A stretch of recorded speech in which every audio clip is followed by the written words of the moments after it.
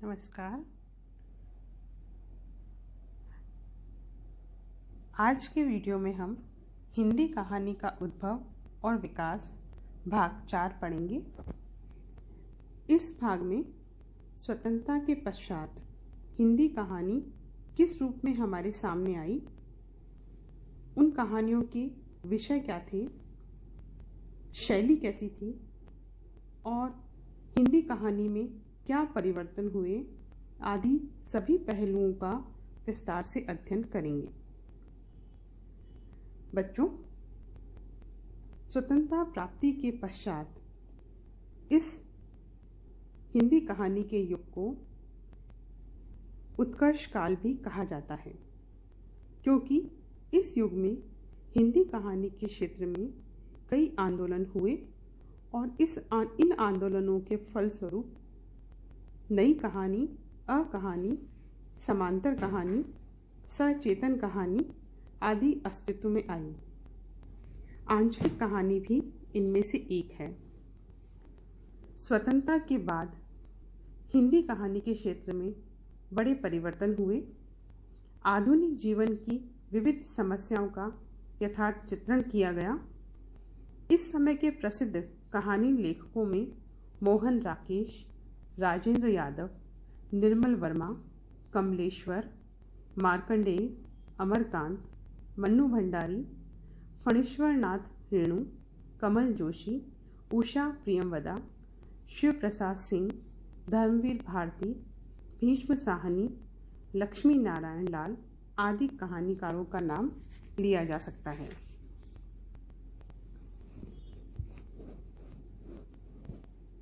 सन 1950 से 53 के आसपास नई कहानी प्रचलन में आई।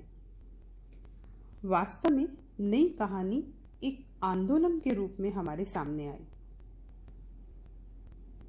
स्वतंत्रता प्राप्ति के समय से लेकर हमारे समाज में काफ़ी उथल पुथल हुई। समाज में व्यक्तियों के अंतर संबंधों में अनेक परिवर्तन होते रहे। नई परिस्थितियाँ, इन परिस्थितियों के कारण उत्पन्न होने वाले नए संबंध, नई समस्याएं, नए संघर्ष, नए ढंग का भावबोध, यही आज के युग का यथार्थ है। परंपरा से माने गए आदर्श आज के जीवन की परिस्थितियों के अनुकूल नहीं हैं। इन पुराने आदर्शों और जीवन मूल्यों में आस्था रखने वाले की जिंदगी कभी कृत्रिम हो जाती है। उन आदर्शों का निर्वाह न कर पाते हुए भी उनको बनाए रखने के प्रयत्न में जीवन खोखला होता चला जाता है। मनुष्यों के इस विघटन को, इनके कारण उत्पन्न होने वाली जीवनगत निस्सारता और खोखलेपन को नई कहानी का लेखक उजागर करता है और पुराने खोखले मूल्यों पर आघात करता है। आज का कहानीकार जीवन के अंतर और बाह्य में स्थित तनाव, द्वंद्व और त्रासद स्थिति के प्रति पाठक को सजग करता है। यह उसका मुख्य ध्येय है। वह किसी आदर्श और मूल्य के निष्कर्ष पर नहीं जाना चाहता। कमलेश्वर की राजा निर्बंसिया, मोहन राकेश की मलबे का मालिक, राजेंद्र यादव की जहां लक्ष्मी कैद है, अमरकांत की डिप्टी कलेक्टर जैसी कहानियों को जब हम देखते हैं तो उनमें जीवनगत द्वंद्व और मूल्य विघटन का यथार्थ मार्मिक रूप से हमारे सामने आता है। आज की कहानी में कृत्रिम मूल्यों से मुक्ति और मानवीय सहज संवेदना की झलक दिखाई देती है। इसमें नए ढंग का आक्रोश है, मुक्त चिंतन है, अपने युग के प्रति विशेष सजगता है। समस्त मानवीय मूल्यों के प्रति नवीन दृष्टि है और एक आधुनिकता का बोध हमें दिखाई देता है। आधुनिकता का यह लक्षण हमारे रहन सहन, खान पान से लेकर सोचने विचारने के ढंग, विश्वास और सौंदर्य बोध तक में दिखाई देता है। पारिवारिक और सामाजिक रिश्तों या संबंधों में भी दिखाई देता है। यह आधुनिकता केवल नगरों और कस्बों में ही नहीं, धीरे धीरे गांवों में भी व्याप्त होती जा रही है। समाज के ऊंचे तबके से लेकर निचले तबके तक में पाई जाती है।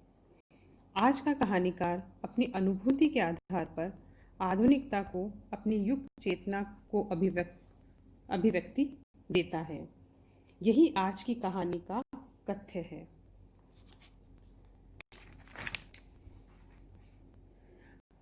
समकालीन जीवन की उलझनों में व्यक्ति की कुंठाओं और समस्याओं का अंकन, स्त्री पुरुष के संबंधों का खुला वर्णन, अकेलेपन की पीड़ा, अविश्वास, अपरिचय, राजनीतिक छल, आर्थिक वैषम्य, धर्म का खोखलापन आदि का यथार्थ अंकन आज की कहानियों में, नई कहानियों में होने लगा।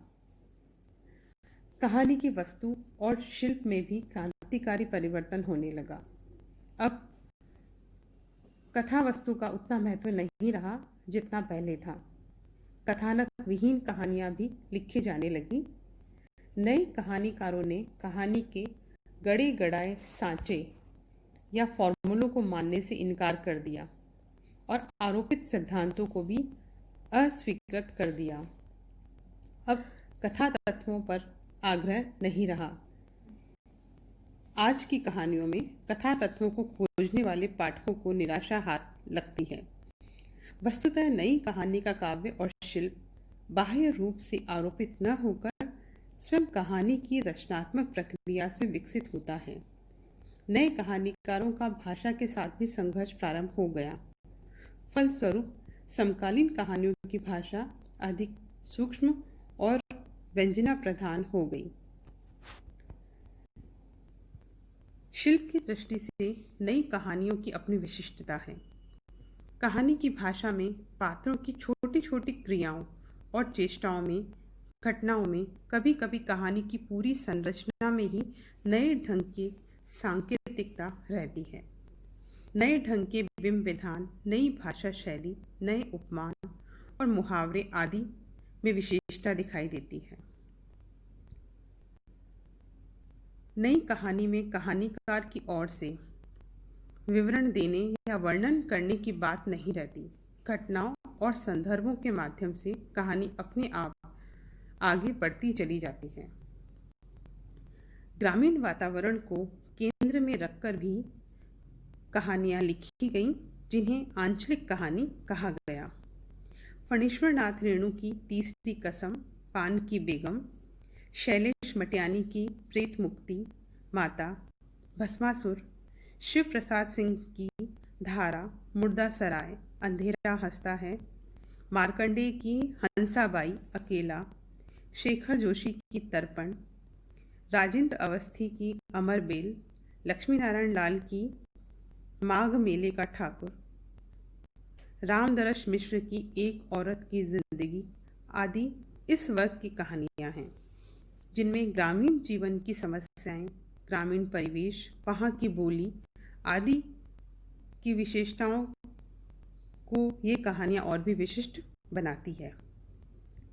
नगरीय परिवेश को केंद्र में रखकर जो कहानियां लिखी गईं, वो नगरीय जीवन की कृत्रिम जीवन प्रणाली, परिवार और समाज के भीतर व्यक्तियों के नए ढंग के अंतः संबंध, स्त्री पुरुष संबंधों में तनाव, व्यक्ति का अकेलापन, जीवन मूल्यों का विघटन इत्यादि को चित्रित करती है। निर्मल वर्मा की पराए शहर में अंतर, परिंदे, मोहन राकेश की काला रोजगार, मिस्टर भाटिया, राजेंद्र यादव की जहां लक्ष्मी कैद है, मन्नू भंडारी की वापसी, मछलियां, भीष्म साहनी की चीफ की दावत, खून का रिश्ता, श्रीकांत वर्मा की दूसरे के पैर आदि कहानियों में नगर बोध की अनुभूति प्रधान रूप से दिखाई देती है।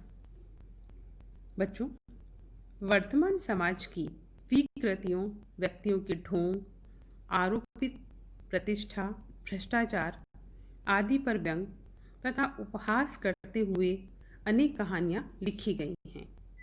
हरिशंकर परसाई की निठल्ले की डायरी, सड़क बन रही है, शरद जोशी की रोटी और घंटी का संबंध, रविंद्रनाथ त्यागी की सारथी की खोज, हमारी वेशभूषा आदि इस कोटि की रचनाएं हैं।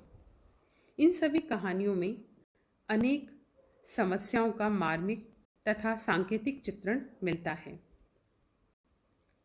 महानगर की भीड़ में विवशता के बोझ से दबे व्यक्ति की घुटन और छटपटाहट, उच्च वर्गीय महत्वाकांक्षाओं को लेकर संघर्षरत व्यक्तिवादी स्वार्थ पर मध्य वर्गीय व्यक्ति की मनोवृत्ति, परिवार और समाज के बीच चक्कर काटता व्यक्ति, बेरोजगारी से विक्षुब्ध शिक्षित युवा वर्ग, कामकाजी नारी के परिवार और ऑफिस के बीच के बनते बिगड़ते संबंधों की विडंबनाएं, राजनीतिक नेताओं के दो मुँहे चरित्रों से उत्पन्न हताशा और आक्रोश के भाव इन कहानियों में देखे जा सकते हैं। नई कहानी के विकास से हिंदी कहानी के विकास को नया बल और नई दिशा मिली, इसमें संदेह नहीं है।